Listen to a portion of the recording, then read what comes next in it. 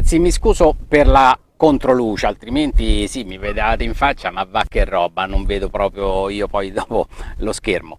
Avete mai fatto un qualcosa di genere?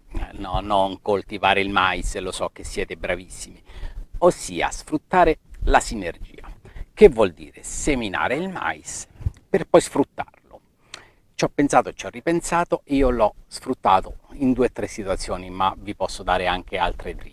Ossia, il mais che noi mettiamo a maggio, questo può essere mais per le galline piuttosto che mais per le popcorn, quando cresce lui ha 2 fattori che noi possiamo sfruttare in modo positivo. Uno, l'ombra e anche la riparazione dai venti.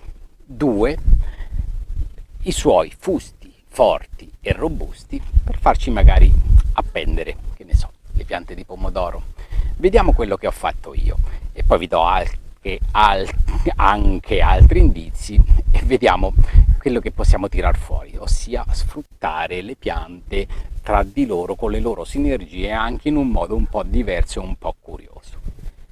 Questo è un primo esperimento, effettivamente avrei dovuto seminare molto più vicino, andavano bene anche i 50 cm, l'ombra che c'è è un po' poca, anzi effettivamente è il seme che è un po' di una varietà non idonea a questo lavoro, perché le piante sono venute un po' spoglie e un po' piccolini, però l'idea è quella appunto di sfruttare l'ombra del mais per riparare dal sole le mie piante di meloni. E come vedete siamo nel pomeriggio, il sole mi sta battendo, ho perso questa parte, quindi l'ombra viene in qua, quindi come ho fatto? Ho seminato il mais da sud a nord in modo che io ricevo ombra sia a est che a ovest. Vi faccio vedere una pianta dove non riceve l'ombra del grano turco, del mais, rispetto alla pianta stessa, sempre la stessa pianta, riceve ombra. Guardate la differenza, la vedete da soli.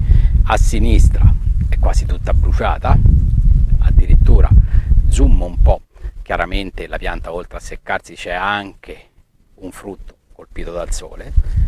Qua invece la pianta è più vegeta e dovete vedere che bei frutti che ci sono sotto all'ombra, guardate qua quanti. Quindi funziona e funziona alla grande.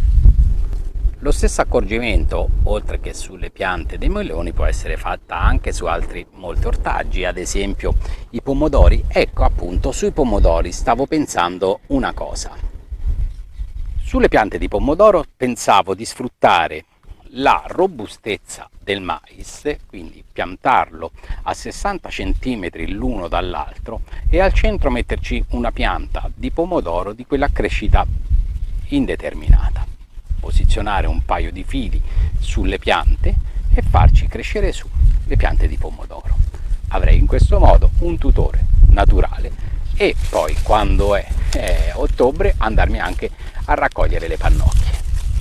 Chiaramente questo è solo un progetto, è l'idea, è l'iniziativa, però scommetto che se uno la migliora funziona e funziona bene, perché già la feci sperimentare una volta per aiutare le piante di lampone a crescere in zone che non sono in ombra. Come possiamo fare l'ombra? Ecco, con il mais sfruttiamo questa sinergia di questa pianta che cresce molto, ci dà una buona ombra, è resistente, al contempo poi ci darà mais magari per noi piuttosto che per le nostre galline. Ragazzi, facciamo così, chiudo qui questo video, se è interessante mettete un bel mi piace, comunque iscrivetevi al canale e ci vediamo alla prossima. Un abbraccio a tutti da Pier Giorgio, ciao ragazzi.